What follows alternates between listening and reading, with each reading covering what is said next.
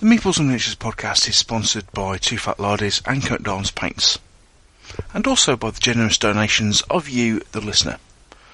Thank you to everyone for your support. The Meeples and Miniatures podcast, episode 108. Interviews from Salute 2013. This show was recorded on April the 20th, 2013.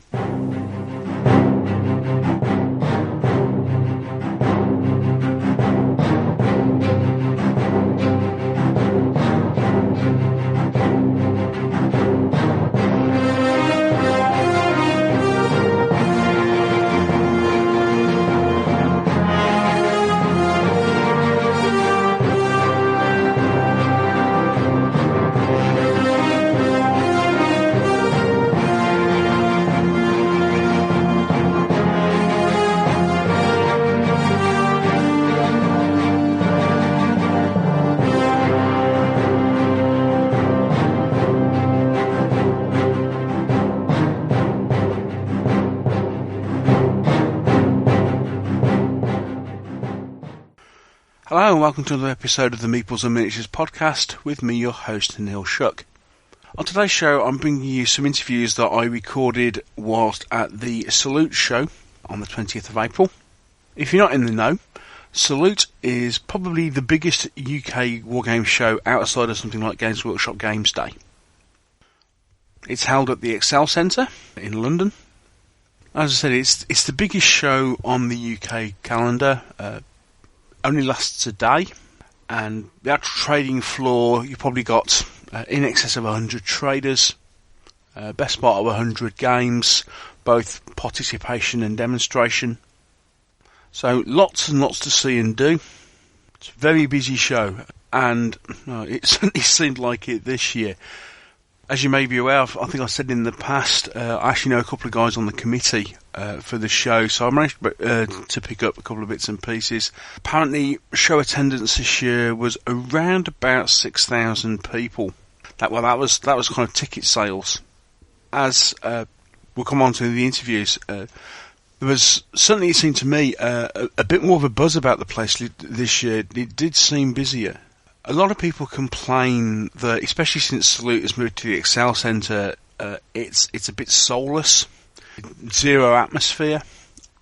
It's the problem of holding something in a huge convention hall. Obviously, an awful lot of people are used to having Wargames shows in local community centres, schools, that sort of thing. A lot more kind of close and intimate. With something the size of Salute, you just can't do that these days, unfortunately. There isn't a venue big enough in London that will hold it outside of something like, a convention centre.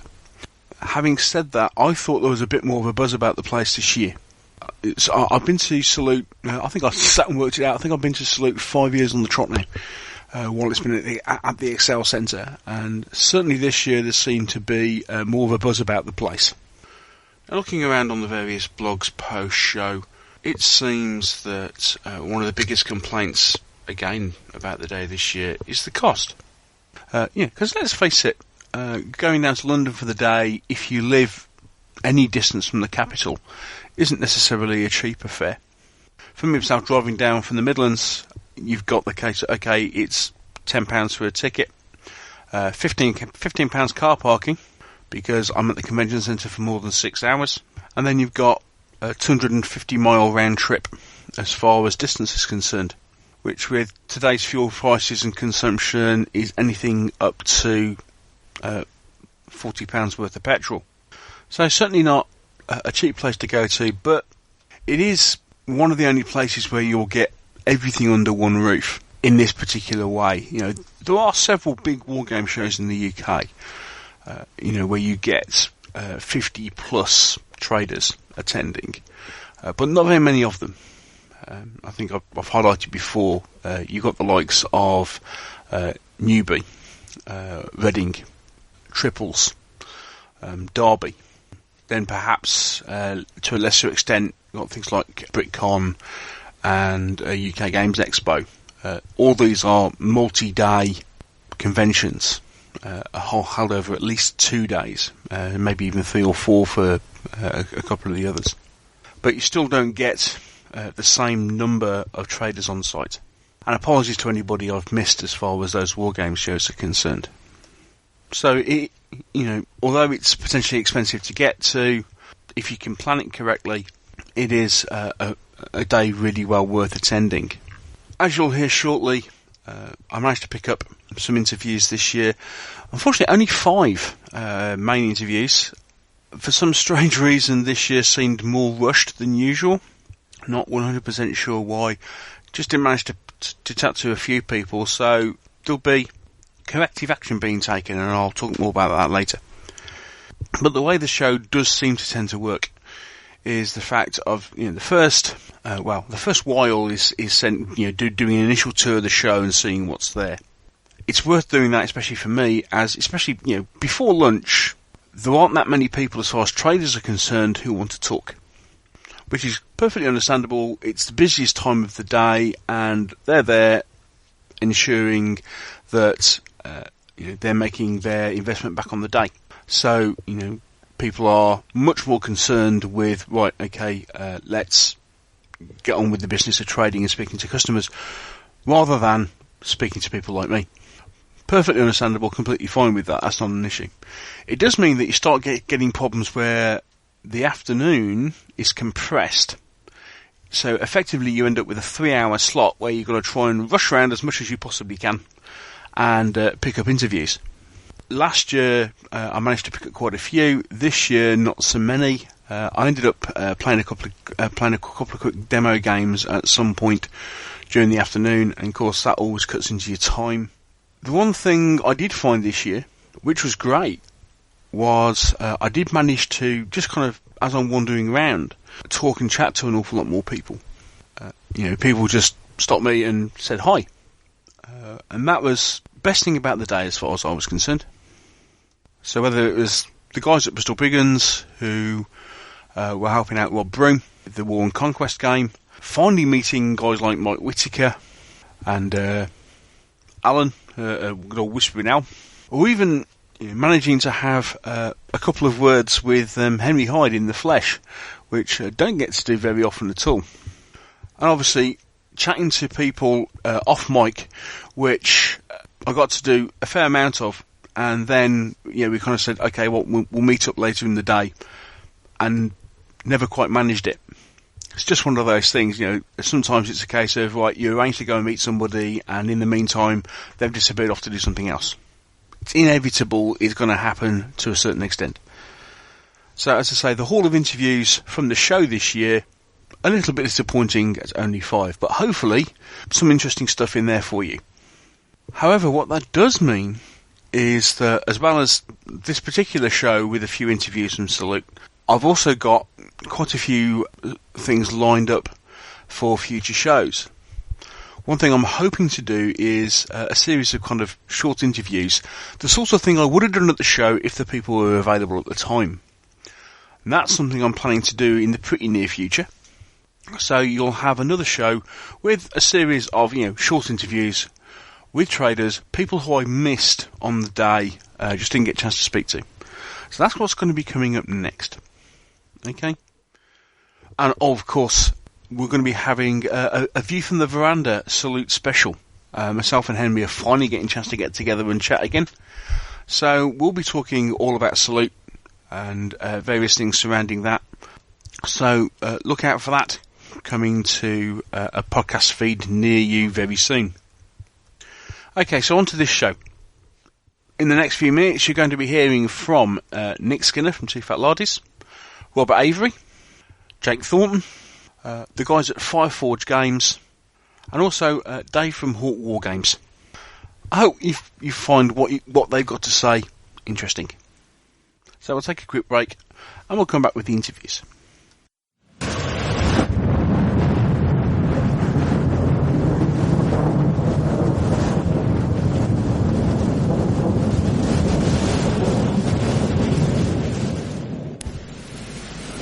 The eagles have gone. Britain lies defenseless in a cruel world.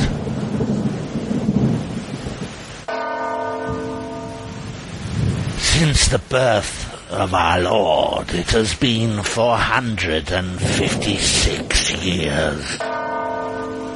What sins have we committed to bring this punishment to Britain? I speak, of course, of the Saxons. They came as allies, but now they seek conquest. The lands of the Britons lie ravaged before them. Blood runs red in our island. We need a leader to stand against them. We need a man to bring together the Britons in common cause. We seek a Dux Britanniarum.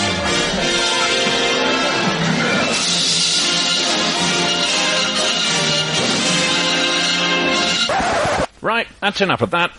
Dux Britanniarum from Two Fat Lardies. They really are very good. I'm here with Nick from Two Fat Lardies. Hello, Nick. Hello, Neil. How you doing? I'm all right, mate. So, you're here today with Chain of Command. Indeed. Having a good day? Yeah, really good day so far. We've had some fantastic interest. Where are we now? It's sort of middle of the day. We've done one game we played through earlier on. British versus Germans. Rich ran the game. Good interest. So, yeah, really pleased with the way it's been received so far. Okay, so good positive response. Yeah, really good positive response. Some nice feedback about the way the dice are working. People have been following the videos on YouTube, which is nice to see. So they understand the way the patrol phase works. Yeah.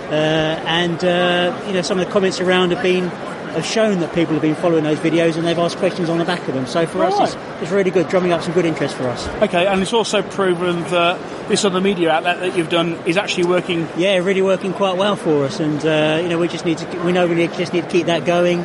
Expand some of the videos into some of our other rule sets. We want to do some more for ducks, for instance. Yeah. So that's working out as a really good channel for us to get the word out. Okay. So I understand that you're just in a position to start bringing your Americans to the table for playtesting, is that right? Yeah, that's right. We've got some down for our next game, actually. We've got a couple of recon jeeps and a half-track and a reconnaissance section. So, yeah, I've been busy painting Yanks over the last week. Mm-hmm. I've gone for the greatcoat versions because they're easier.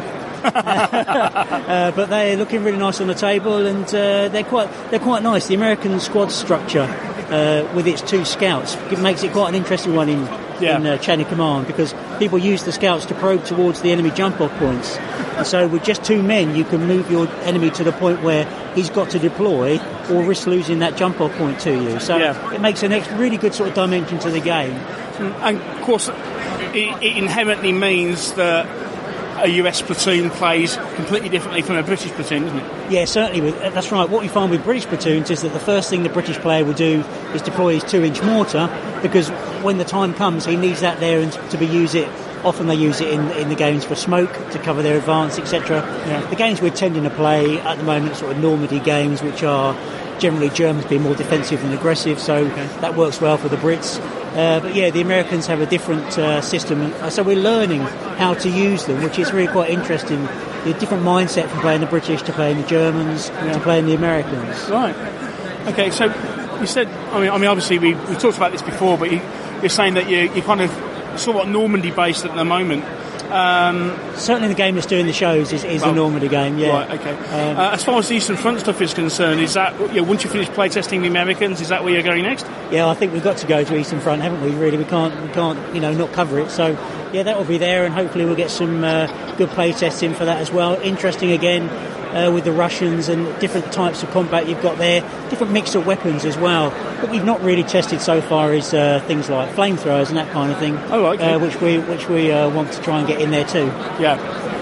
There's certainly been a buzz about the show. I mean, have you managed to have a look around Salute at all? Yeah, first thing we got when we got set up this morning, first thing we did was Rich and I went over and bought £100 worth of terrain from Last Valley, some of which we've been able to put on the table to fill a few gaps. Mm-hmm. Trade stands look to be doing fantastic business. I think there have been some issues, with people queuing and taking some time to get into the show. Yeah. But it's great to see that there's a good response and so many familiar faces. The great thing about being on the Lardies stand is that so many people come up and say hello to us that it's more of a social event. Yeah. We come and we do the demonstration games and the participation games.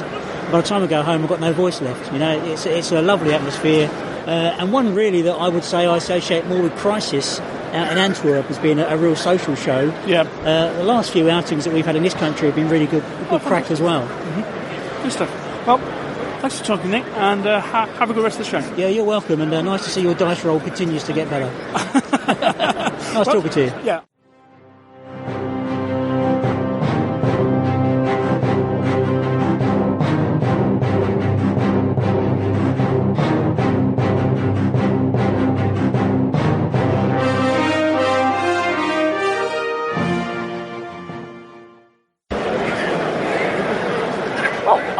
I've just managed to catch up with Robert Avery. Hi, Robert. Hi, how are you? Oh, well, thank you. Having a good show?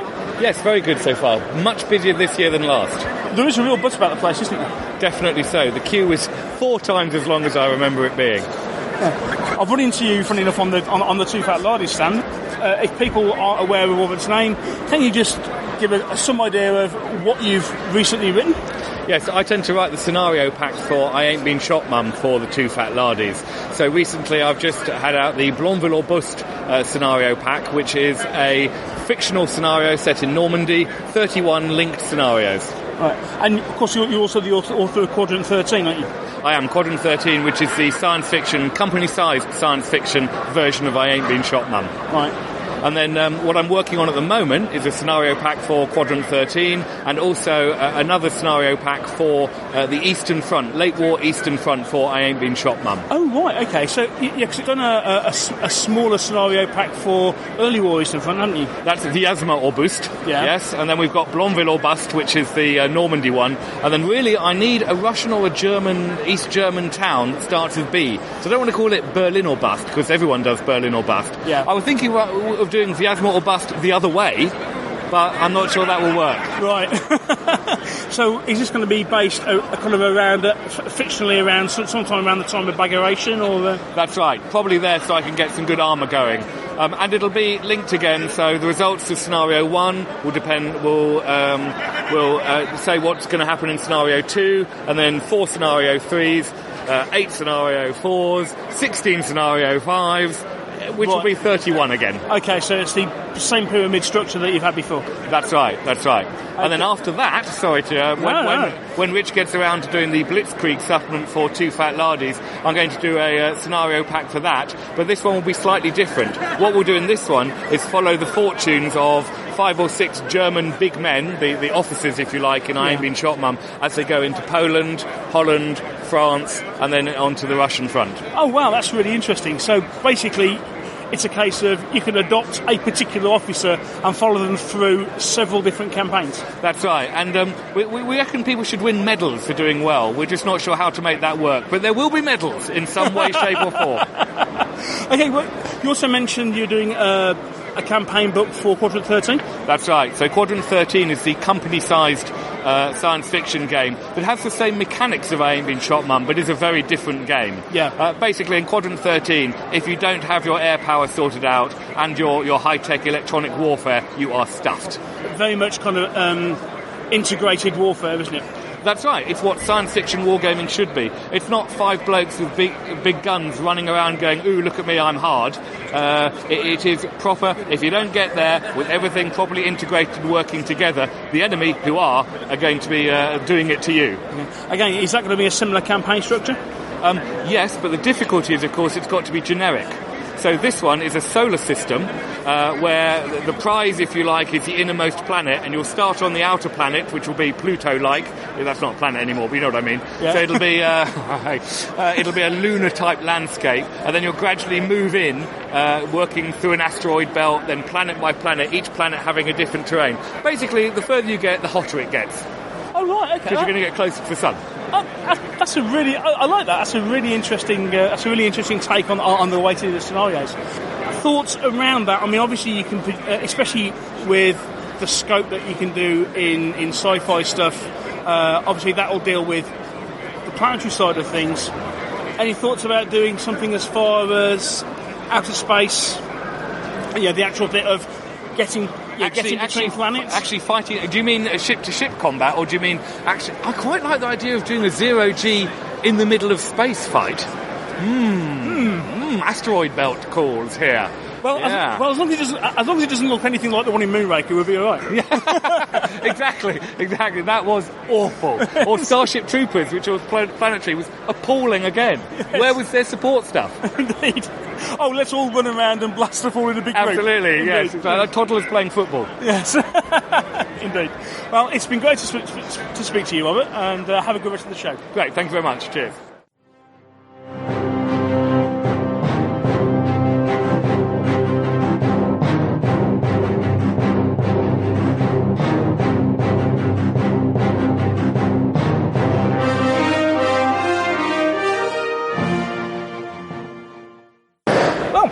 I'm here with Jake Thornton. Hello, Jake.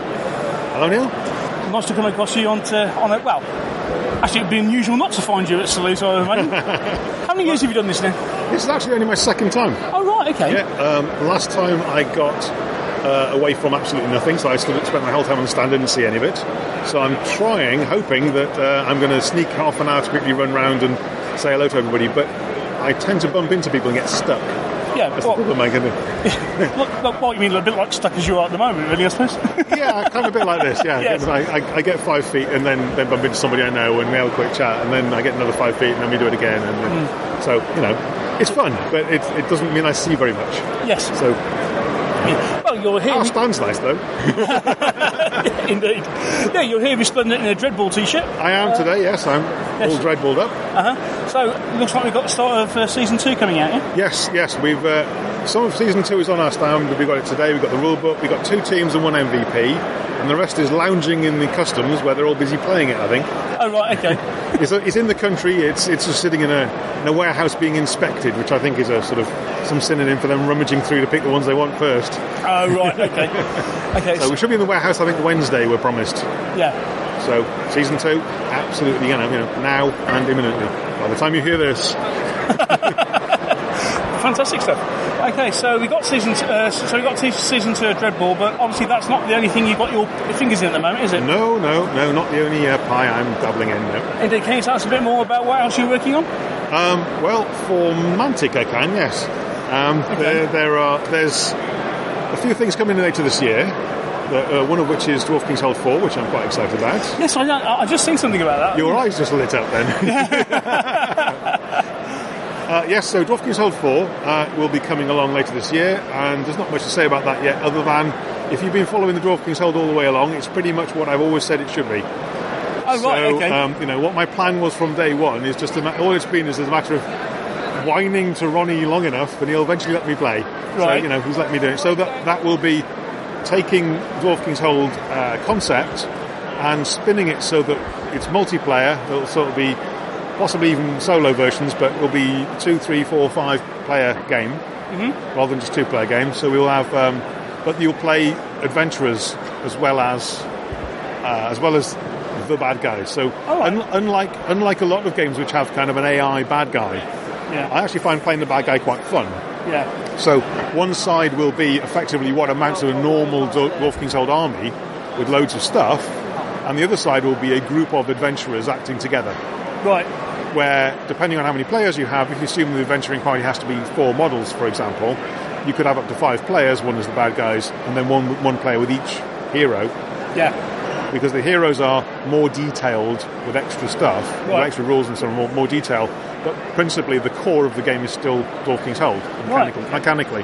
Because all that works, and that all, that's all great, everybody likes that. Okay. It's just taking a game and saying, right, well, instead of being mano a mano, me against you, it's a group of you acting in cooperatively against someone else. Right. So it turns it into RPG like Dungeon Bash. Yeah, that kind of thing.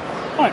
And of course, once you've got that in, once you've got the concepts in, once you've got the whole work, then we can do variant models, variant heroes, all sorts of things. Yeah. You can imagine where that goes. Yes, indeed. That sounds really exciting. So that's later this year. Yeah. That's one thing. There is secret squirrels that we're not allowed to talk about yet because they're all licensed secret squirrels that we get shot for. Fair enough. And the most immediate pressing thing is a new Kickstarter that is out next Friday. I think it's the 22nd. No, it can't be 22nd. 20 something. Anyway, right. Next Friday, depends on when you hear this, 1:30 UK time, good old Blighty time. Right. New Kickstarter for Deadzone. Deadzone, yes. Deadzone. Yes. Okay, tell me all about Deadzone, Jake. Tell you all about Deadzone. Deadzone is a science fiction skirmish board game. Right. Kind of board game. Kind of board game, kind of skirmish game. It's a board game with figures. Yeah. Well, it looks like a board game because it's got a board, which is a 2-foot square board with 3-inch grid on it. Yeah. But it plays more like a skirmish game in that it's got lots of models on it and it's got 3D scenery in it. So we've got there'll be hard plastic scenery and you can build up in different ways. Yeah. And then take apart and put it together in different ways for different, play it again. So it's along the similar lines of something like, say, like Dust Tactics or something like that. Well, if you... Ish. In some ways, yes. In the Dust Tactics has a gridded board and so on. In some ways, it fills the same kind of niches as Necromunda or Infinity or Mercs, and again, kind of small scale science fiction skirmish. Right, okay, yeah. But what I've done is because I want games to be fast, and because I want games to play, about an hour and a half maybe at most. And I want to have lots of kind of tactical, nitty-gritty choices. I've done what I usually do, which is I kind of take the existing paradigms and I kind of poke at them and see what bits don't work, and then I fiddle with them. Which is why it's a slightly unusual, maybe unique, who knows, hybrid between board games and figure games. Okay. So, to give a couple of examples, and this is kind of where we are at now. It's not finished yet, and it's still work in progress. But we've been playing games, and it's just not quite right yet, but we can see where we're going. But it's got a board, it's got a grid, because that means that movement is very, very quick. Yeah. I move 1, I move 2, there you go, I've done it. Right. I don't have to measure, I don't have to worry about rough terrain, I don't have to worry about, I use 2 inches of movement in this rough terrain, which counts as 4, but I've got 2 inches of movement left, and Yeah. None of that fiddliness. It takes seconds to do your move. That's one of the reasons why grids are great, because it's quick. Unequivocal, can't argue with it. You're in there or you're in there. Yeah. Okay. Line of sight, which is the absolute bugbear of every skirmish game ever, has been dealt with in a number of different ways over the years.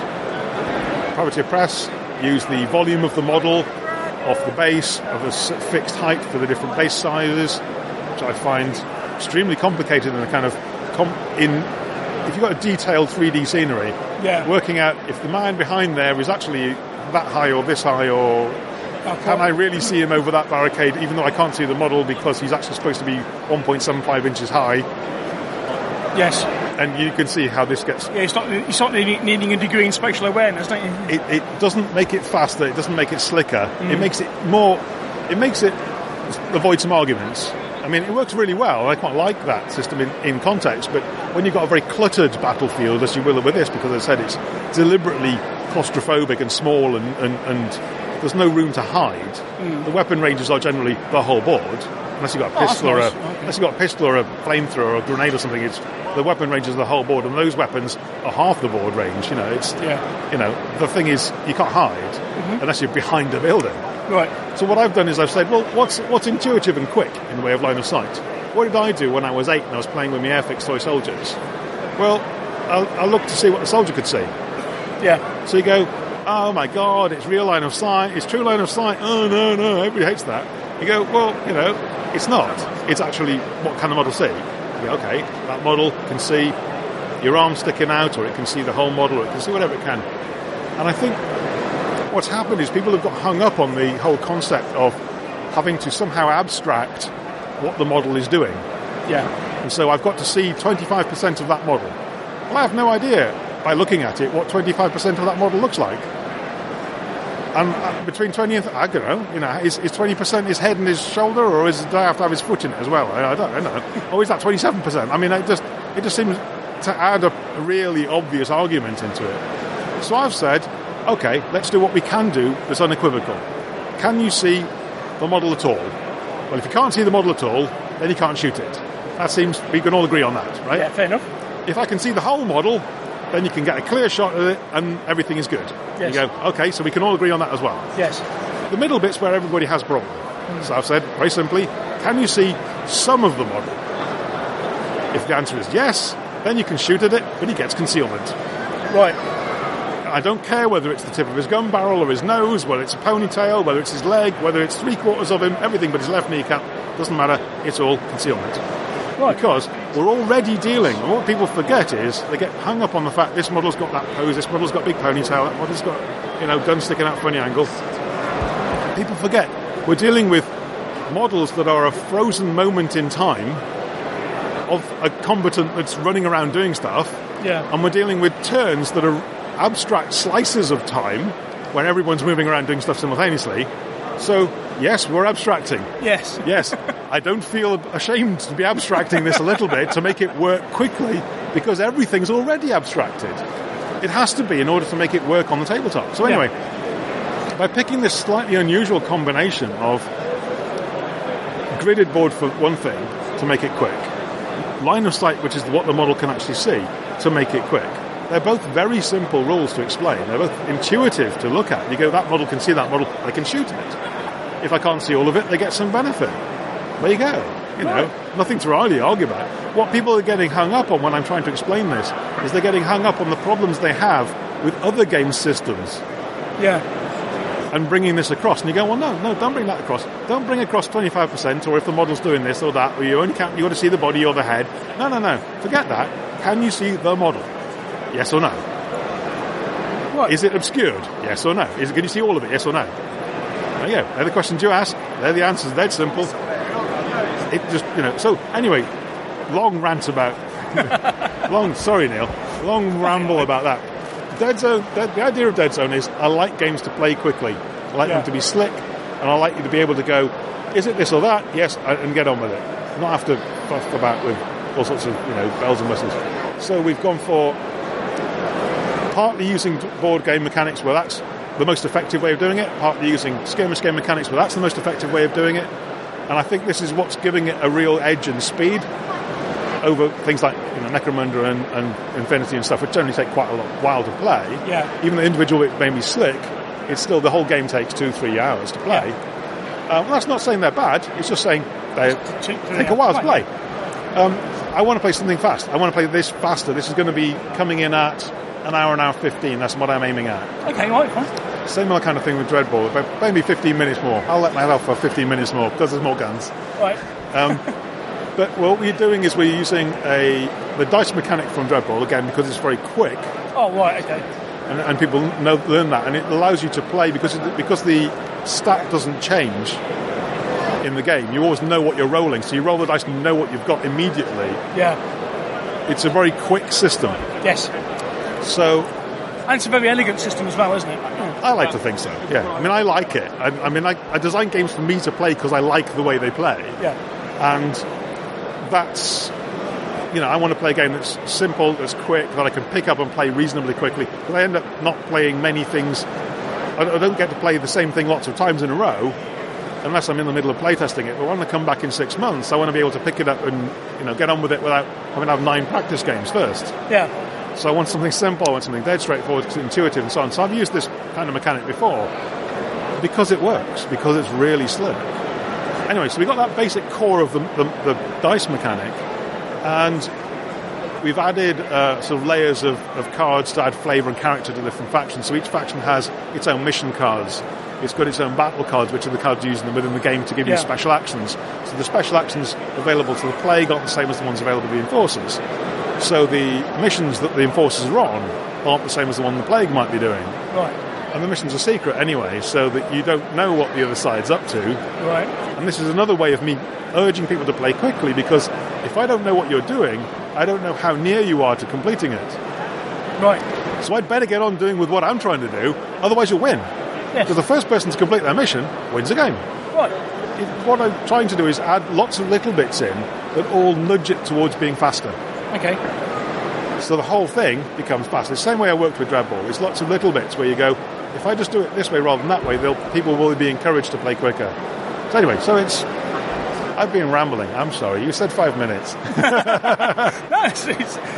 it's nice to have a few little kind of pre-nuggets about what the game's all going to be about. So it's based in the current Mantic sci-fi universe. The Warpath universe. It's not inventing anything in terms of a background that isn't part of the Warpath universe. It's all, but basically instead of Warpath, which looks at the whole kind of very broad scale and sets battle within that, this is narrowing it down to not what in terms of background one specific planet, but basically in concept it's one kind of action.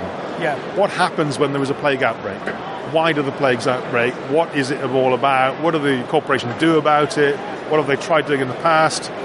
What are their tactics now? What's their procedure? I mean, their procedure is called containment protocol, which is basically they surround the place and then they remove it from maps so no one can find it. Right. Pretend it's not there, and send the enforcers in to deal with it.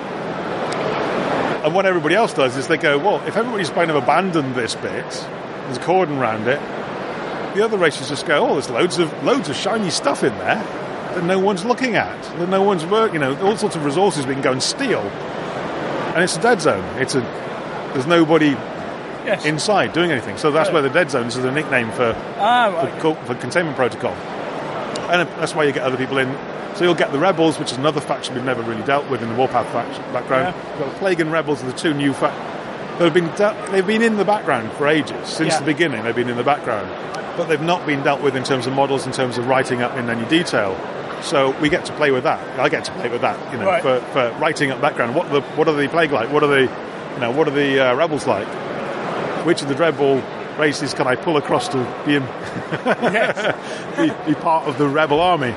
So we've got Terraton. We've got a Terraton in the Rebel army already. Oh, good stuff. I do rather like the Terratons. I'm even toying with the idea of putting a Judwan in, but I'm not quite sure how that fits considering they're a pacifist society. Well, people keep saying, or a certain person keeps saying, oh, you should put them into some sort of black sheep, death ninja kind of assassin kind of thing. And I'm going, no, that's too obvious. What I want to do is something like something you wouldn't normally see on a battlefield. Either a medic, because medics don't often turn up in games. Yeah. I think medic's quite cool, because medic would fit. Yeah. Kind of conceptually.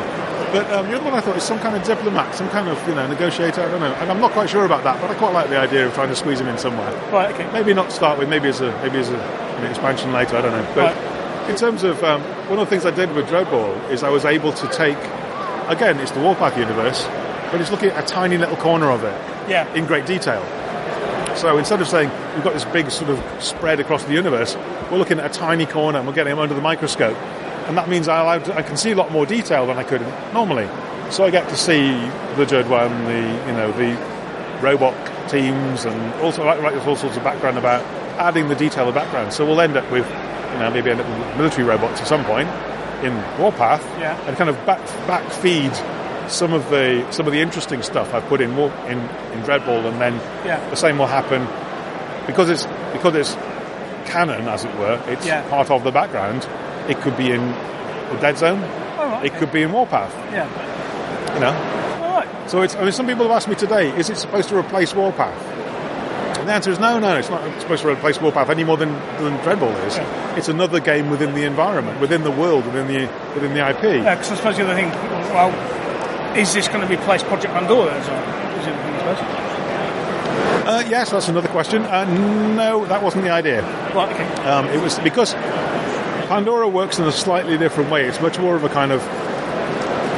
It's not looking at the skirmish game. It's much more of a board game kind of view of the world. And I think we've got also a different kind of dynamic to the way the whole thing plays. Yeah. So we will go back to Pandora, and we will revisit the unfortunates on that particular ship, and that particular concept, the idea of Project Pandora and what they're doing, and that whole thread, because that whole thread is very different kind of dynamic from what is happening with the Plague. And so I think it's one of those things. I was saying with looking at things under the microscope, it's a different slide. Yes. We're looking at a different slide under the microscope. We're looking at it in a different way with a different filter. So we go, Pandora doesn't work. You could play a game of Pandora with Warpath or with Deadzone rules, but actually I don't think you need to. I think why can't they all exist in parallel. Absolutely, yeah. And I think so. That's the current plan is. Right. Okay. So Deadzone launches. Well, we're currently 20th of April. So that launches on 26th then. 26th, Friday. Yeah, Friday at 1:30 UK time. Right. That's the Kickstarter. Early birds are plenty. Right. I told them they had to put extra early birds in, so because people kept going, "Oh, I've not got any early birds because I was at work." Could you go? Okay.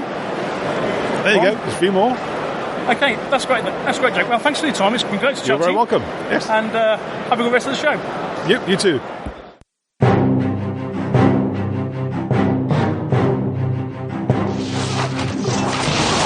battles of fantasy to conflicts in space.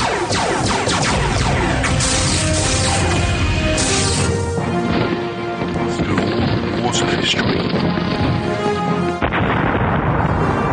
This is the Meeples and Miniatures podcast.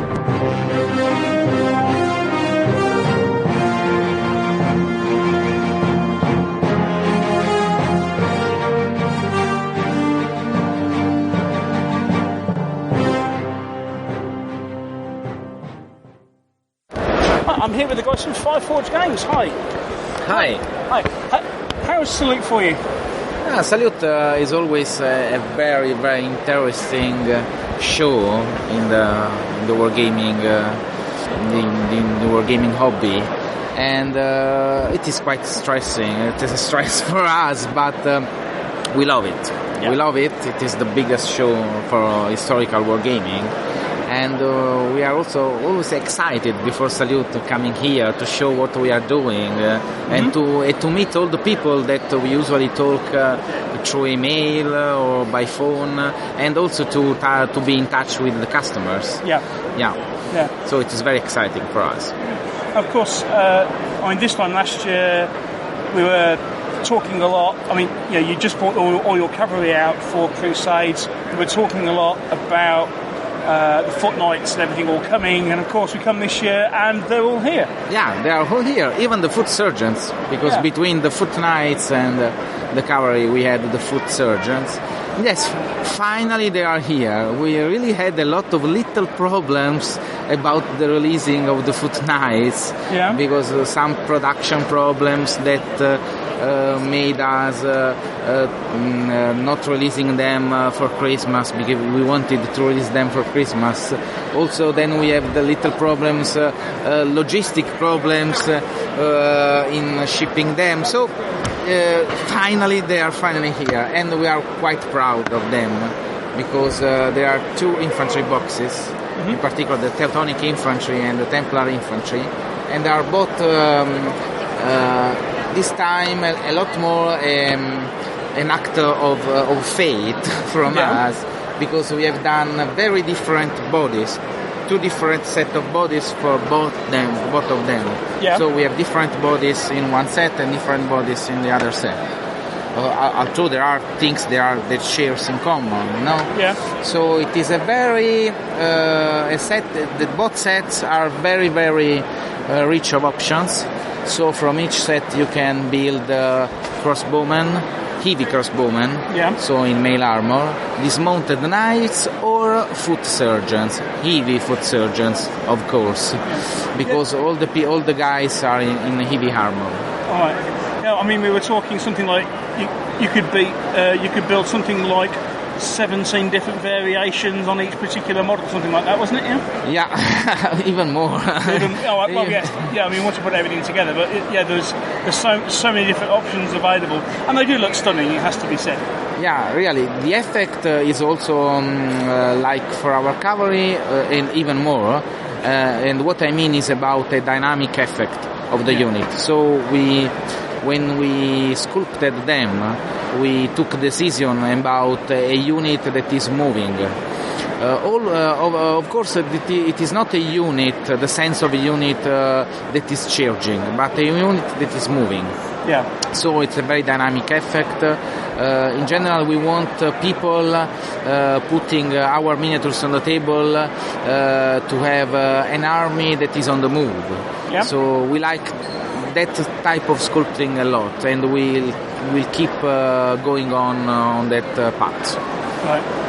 So, and we also like also the option you have mixing these two new boxes with the foot surgeons. Yes. Yes, because it is compatible.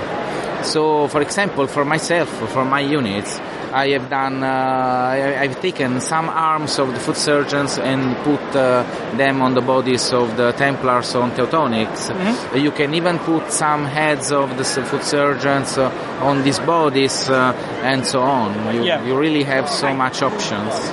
That and considering that you can even use the arms of the infantry on the cavalry.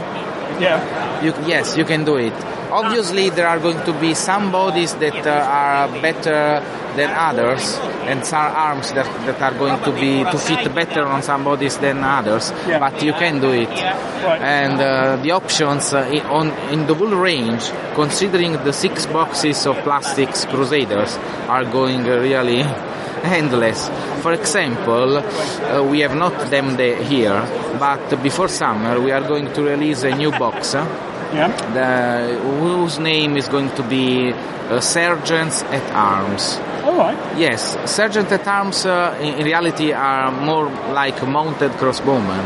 Right. Yes, and it is not a totally new release. In reality, it is more an upgrade of our mounted Sergeants box. Right. So what we have done, we have taken the mounted Sergeants box. We have taken out the section of the weapon section, and we have put a new section, the section that you find, the weapon section that you find in the heavy infantry here. Yes. Adding some crossbowmen more, so that you can have, because when we have sculpted this infantry, we also were thinking about this situation, this option. And so we have the option to have mounted crossbowmen or Sergeant at Arms. So Sergeant at Arms were an elite body group of cavalry that Philip II, the King of France, during the Second Crusades, founded as his bodyguard. And from that point on, many of the kings and high lords of Europe started to have a group of Sergeant at Arms bodyguards as their personal bodyguards. So it is a quite nice new box that we are going to have, in particular for the mounted crossbowmen. Mounted crossbowmen are at the very edge of the Middle Ages in reality. But it was a fun set to do. Sincerely, not so expensive because it is only an upgrade of the mounted sergeants and gives to the customer an option to have mounted crossbowmen too if you want to. Now, you come here with some new 3-ups, which, considering the rest of your range is currently Crusades, might be a bit of a surprise to some people. A lot. Can you let us in on the people listening who haven't seen these? What are we looking at? We are looking at the Mongols. The horde, the golden horde. So our next plastic project is going to be a light cavalry, but not the Arabs that a lot of people were thinking about, but the Mongols. Okay. And we are very excited about this new release because the Mongols are so characterful, so full of history. You know what everyone thinks about the Mongols. And they are a very, very, very fun army to do. And also on the sculpting side, the Mongols have given us a lot of interesting choices to do. And considering that sincerely we'll surely do, and we want to do the Arabs in the near future, the Mongols here are also our first step toward a big release for us that are going to be the Arabs, the Mamluks, all the Turkish in the Middle East, because we have taken a lot of new innovative decisions for us, at least innovative for us, in making the Mongols. For example, we have taken the torsos separated from the legs. Oh, right, okay. Yes, in the so in this way you can when you build the Mongol cavalryman, you can turn the torso in the direction you like. Right. Okay. So you have sculpted the arms with the bow, or the arms with the lance and the swords, the weapon arms, in a certain way, so that it's compatible with all the direction you can put the torso when you build it. We have also sculpted the horses in a different way, because in reality Mongols had very, very little horses. But we have not sculpted them so little like they were in reality, because in reality they were ponies. And most people, and we don't like them too small. So they are smaller than the knight horses, but not so more small. They are very muscular. They are very sturdy, because steppe horse is very, very muscular type of cavalry. And they are also very, very dynamic, but it is really a type of sculpting that the people that knows our range, that know us already knows that we make very dynamic figures. Certainly looking at them, they look stunning. They really do. As I say, we're looking at light horse archers, and they really do capture, have a fantastic feel to them, a fantastic look to them. So and looks like a stunning load of options available with them as well. Yeah, exactly. And for example, the horses. Our idea when sculpting the horses was about a twisting and turning type of sculpting. That is, we said, okay, our horses for the Mongols must twist and turn. So, because it was the type of attack that the Mongols had, the classic archery, light cavalry, steppe type of tactic. So it is a very it's very fascinating. It's very exciting for us, and I have to say we have taken not the easy way, because we could have done another type of box in a different way, in a more easy way. We want to continue to make something with high quality, and following a path. So also it was a very easy army to do, because at the very end a Mongol army has the majority of his units in light cavalry. So when we'll have this plastic box with this one plastic box, you can make most of the army. We'll also have soon after we'll release them, most probably for next Christmas, Mongol heavy cavalry. We'll make them in plastic resin. Because starting from next year, we also have our in-house production of plastic resin. So, and we also make from that point on a lot of more new releases, little releases, like characters, command groups, all that little units that you find on the Crusades, on the Baltic area and so on in the Middle Ages, that you can't do in plastics because you don't have the numbers to them a plastic box. Okay, so Mongol cavalry coming out at Christmas, and then Arabs perhaps for next year? Yes. Okay. I really hope 2014 to be the year of the Arabs. Okay. The point of making the Arabs is about making a huge range for the Arabs. I don't want to do that single box of light cavalry. I really think to do the Seljuk Arabs, to the Turkish, the Mamluks, trying a way to be able to do all the variation, to show to the customers all the type of Middle East cavalry presence on the field. So it is not an easy way to do because we have not endless money, but we'll surely find a way to show that wonderful series of units and armies in plastic in the best way. Okay, well, thanks for talking. I hope you have the rest of a good show for the rest of the day. And thank you for speaking to us. Thank you to you, and thank you to all your listeners.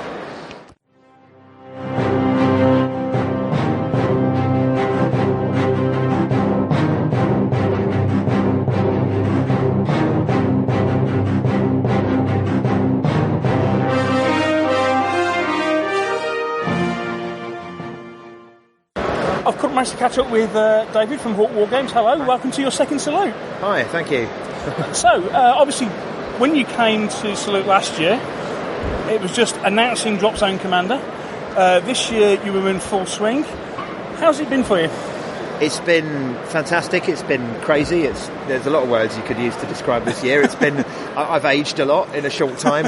It's been brilliant. You know, the game has been received really, really well, and we're doing much, much, much better than sort of projections and things. And where we had to get offices, staff, and all sorts of stuff like that. And we're now up to full pace and everything, and getting new stuff out regularly. And it's just great. You know.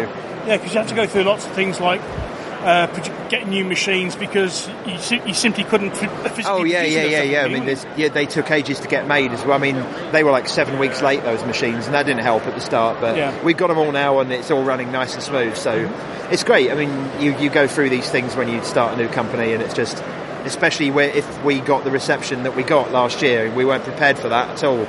It's hard when you work on your own on something in a garage.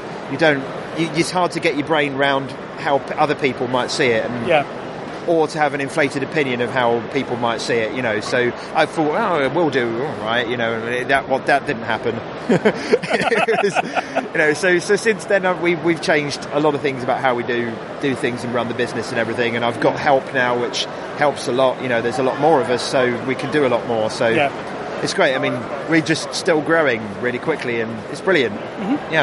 Well, one thing I have noticed is that obviously from the start of this year, you've been starting to grow kind of Wave 2 products. Yeah. And can you tell us a little bit about those and where you are with those? And then we'll come on to your big release for Salute this year. Oh, well, we just brought out some new blisters not that long ago. They were in the shops at the end of March, so they're pretty fresh still. There's 2 new blisters for each race. And when we do a new releases, we try to concentrate on doing 1 or 2 really good ones that are a very viable choice, but not necessarily a kind of auto include in your list. It's more like, do I want to choose, do I take that, do I not? It adds something new to your army. We play test them quite heavily before we even release experimental rules. They want to fit into the game nicely, but you got the Ferrum drone base for the UCM that deploys drones. Quite a big model. It's one of the biggest ground units we have. That one's quite cool. You know, there's sniper teams, different things for the other races. So that's been, they've gone down really well. We've got the monorail set, which we've not announced. This is the first time anyone's seen it here, right? And that's actually a monorail set that you get about 7 feet of track and supports for that to raise it up off the table, and the monorail itself, and that will come with a couple of scenarios. So it adds more to the game. You know, think of if you've seen Firefly, the train job episode. That's think that, and that's pretty much what you're looking at for one of the scenarios. Anyway, you're going to get on the train, get something off the train, and get it off the board. And the enemy will try and stop you, or at least do the same thing. Because Dropzone is still very scenario orientated, so it just brings more flavour, and it's a nice, fun release. Mm-hmm. It's cool. That'll be a box product in store as well. No, that's not a web-only thing. That's going to be a major product. Oh, right. So that's just been announced here, and we're keeping fairly quiet about it because it's going to be a few weeks before we sort of announce and show the box art and everything. But it's nice to show off something really fresh here. Mm-hmm. Now, of course, the big thing is the new Cityscape terrain.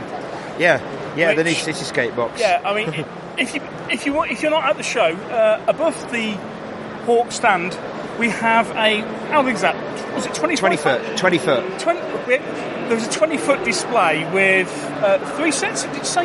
Yeah, 3 and a bit. You get the 6x4 foot in the set, so it's just 2 extra feet, basically. 3 packs and a bit. Okay, a hugely impressive display of this modular terrain, and you may have seen it on the web, and you may have seen a couple of pictures of it. It's a fantastic release. I have to congratulate on you. It looks a lot better in the flesh than I was anticipating, and it's a fantastic price as well. So how long is it actually taking you to develop that? Well, it's taken a while because professional print stuff is very different from doing, say, we've had the free downloads all the time, and they'll still be on the site. We're not going to take those off. This is actually a lot cheaper than doing it than the free ones, ironically, because by the time you pay for paper, ink, card, whatever, this is a lot cheaper, easier as well. But it took a while to get all the particulars nailed for it, and it's an expensive run because we printed a hell of a lot of them to achieve the price we've achieved. So we had to build up to the point where we could afford to print a hell of a lot of them to achieve the right price.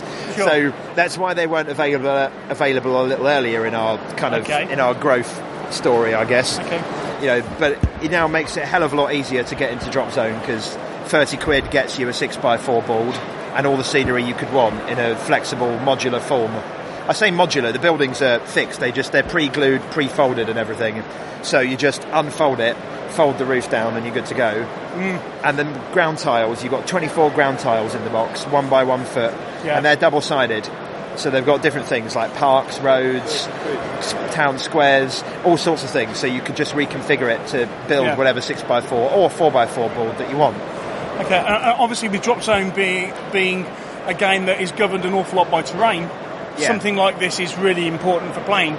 So something to have something like this, I suppose it revolutionises the way you can market the game. Yeah, pretty much. I mean, it's a lot easier to demo at clubs and things like that now because we've got it, and it's just a lot easier to get people into the game, which is at this early stage. We need a lot of new players, and that's good. We've got a lot of players already. Nearly sort of the first print run of the book is nearly gone now. We've done, fantastic. Yeah, it's been really, it's been an amazing sort of. We've only been selling for about 8 months, really, I guess, which is, PP have been around for a decade and Battlefront, 11 years. We want to be there. We're not there yet, of course, but we want to be there. Yeah. And we're growing pretty quickly. Hopefully, we can do it quicker than that. Yeah, that's the aim. Okay, so you obviously had some stuff coming out at the moment. What more? What's the plans for the rest of the year? Well, we've got quite a lot of big plans for this year. Some of them I can't talk about at the moment, but one of them we have been mentioning it to a lot of people, and we've said it in the past anyway that we are going to be releasing an expansion this year for Dropzone. Okay. It's going to be later on in the year, so don't expect it coming up too soon. Right. We were going to show off a few units from it here. We decided not to because it wasn't really ready, and we want to really present it when it is ready. That's going to be good. That's going to include a lot of new things, a new race, because we've talked about this before in the past, and that's still the plan, to have a new race out this year. But that'll have more scenarios. It'll advance the storyline. It'll add a lot more flavour text than there was in the last book. Yeah. Because that's just something there wasn't space for in the end.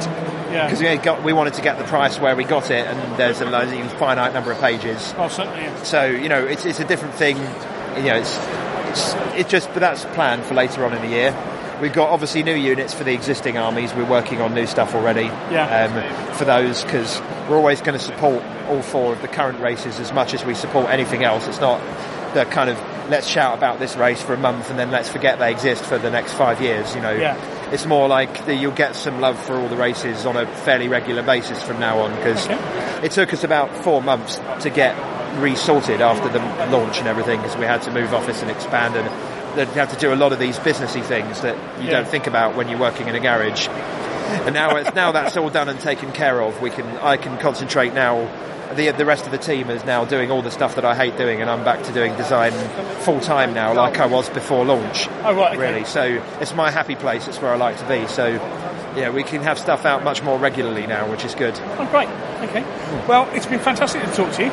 It seems that this year for you looks to have been almost as manic as it was last year. Yeah, in some ways a lot more manic, because obviously we're doing retail, and this is the first really big show we've done retail at. Right. Of TempleCon in Rhode Island, US, that was a good show as well. That was fun, but it's a different sort of show. It goes on for a few days, and it's a very good show. I'd highly recommend it. But it's quite chilled, whereas Salute is bonkers. It goes on for 1 day, completely mad. You get no sleep before setup. Especially not if you're trying to build a 20-foot city 45 degrees over your stand. No.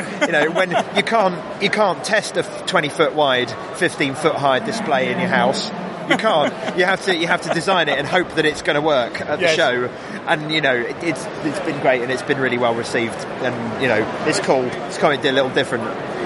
It's fantastic. Right. Okay. Well, I understand people can next catch you at the UK Games Expo? Yeah, we're going to a couple of other smaller shows, Sheffield Triples, I think there's a few other ones that we've got a show calendar on the site to show where we're up to this year. We're doing about 8 more shows in the UK this year, quite busy. We're doing Spiel and Crisis in Antwerp as well, and Gen Con, of course, as well. Yeah. Gen Con's going to be the biggie for us this year, even bigger than Salute.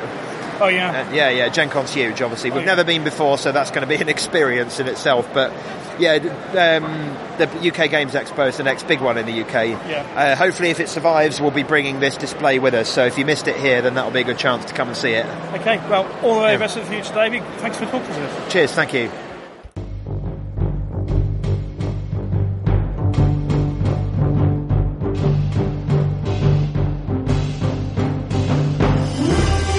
The Meeples and Miniatures podcast is very happy to be sponsored by Coat d'Arms Paints.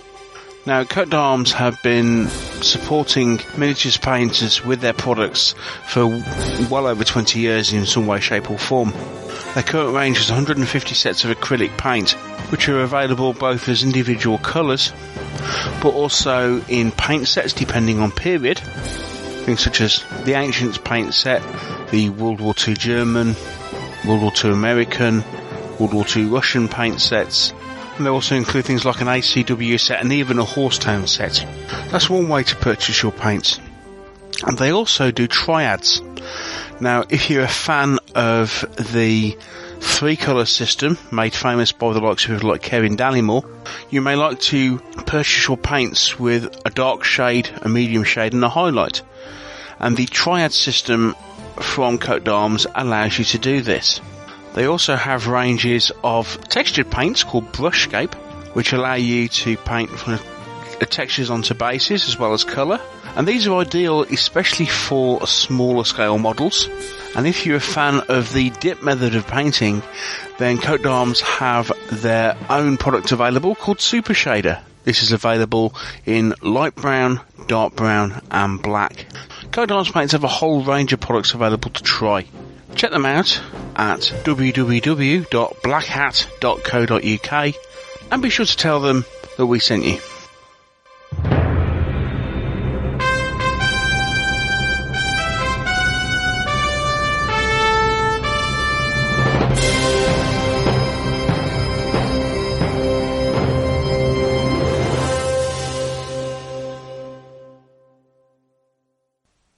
There we have it. I hope the audio quality on the interviews was okay for you. It's always a bit of an interesting, doing an outside broadcast in a place with, 5,000 people or so in a big hall. There's always going to be a fair amount of background noise. So apologies if you found any of those interviews a little bit difficult to hear. I'll try to clean them up as best I can.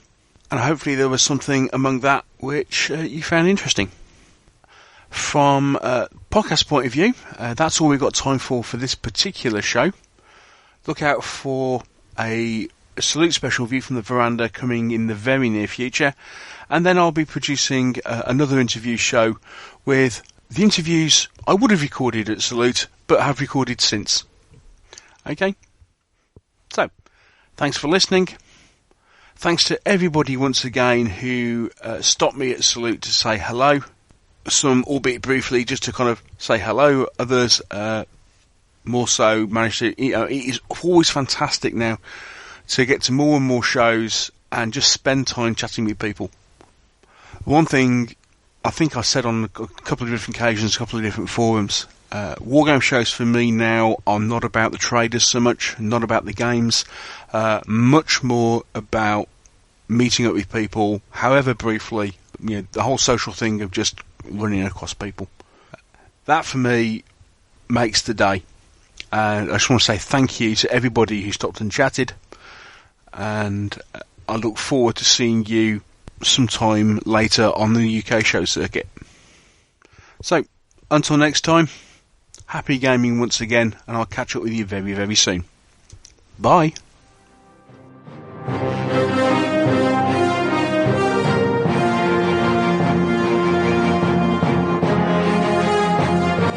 Thank you for listening to the Meeples and Miniatures podcast. If you want to know more about Meeples and Miniatures, there are several things you can do. First of all, you can visit the website at www.meeplesandminiatures.co.uk. If you want to contact the show at all, you can email me at neil@meeplesandminiatures.co.uk.